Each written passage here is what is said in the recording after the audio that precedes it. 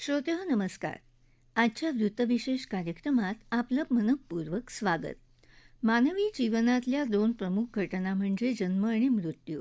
या दोन्ही घटनांची शासन दरबारी नोंद होणं आज गरजेचंच नव्हे तर कायद्यानं बंधनकारकही आहे.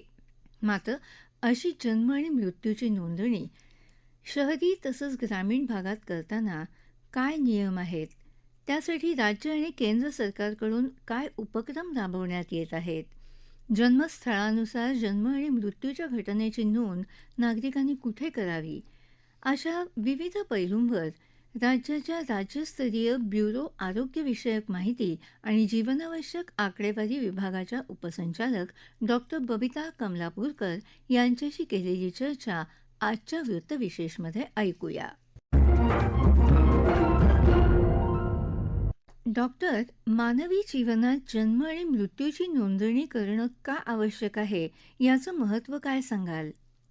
खरं म्हणजे जन्म आणि मृत्यू या अतिशय महत्त्वाच्या घटना आहेत आयुष्यातील आणि या दोन्ही घटनाची नोंद आपल्याकडे होणे आवश्यक आहे. तर याच्यासाठी जो कायदा आहे तो जवळजवळ 1 एप्रिल 1969 पासून केंद्र शासनाचा कायदा आहे की जन्म, मृत्यू आणि उपजत मृत्यू या सर्व गोष्टींची नोंदणी, या सर्व महत्त्वाच्या घटनांची नोंदणी घेणे आणि त्यावरून आपण वेगवेगळ्या महत्त्वाचे निर्देशांक काढू शकतो की कुठल्या भागामध्ये किंवा महाराष्ट्रामध्ये किंवा महाराष्ट्रातील एका जिल्ह्यामध्ये कुठे जन्माचा दर जास्त आहे, कुठे मृत्यूचा दर जास्त आहे आणि मृत्यू दर कुठल्या वयोगटात होतो. तसेच मृत्यू जो आहे तर हा मृत्यू कुठल्या कारणाने होतो आणि त्या कारणाच्या नुसार आपण त्या त्या जिल्ह्यामध्ये सुद्धा वेगवेगळी नियोजन करू शकतो, पॉलिसी करू शकतो. म्हणून जन्म आणि मृत्यूची नोंदणी हे आपलं अस्तित्वच आहे आणि हे अस्तित्व आपलं टिकवण्यासाठी किंवा आपले हे सर्व्हायव्हल जे आहे ते दाखवण्यासाठी जन्म, मृत्यू आणि उपजत मृत्यूची नोंद ही करावी आणि कायद्याने ती बंधनकारक आहे.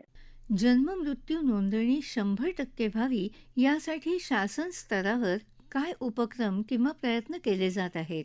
आपल्याकडे जे आहे जन्म आणि मृत्यूची नोंद घेण्यासाठी 1 एप्रिल 1969 हा जो कायदा आहे तर तो महाराष्ट्रामध्ये 1 एप्रिल 1970 पासून लागू केला आहे आणि हा कायदा भारतभर लागू आहे. या कायद्याच्या अन्वयेच आपली ही जन्म मृत्यूची नोंदणी केली जाते.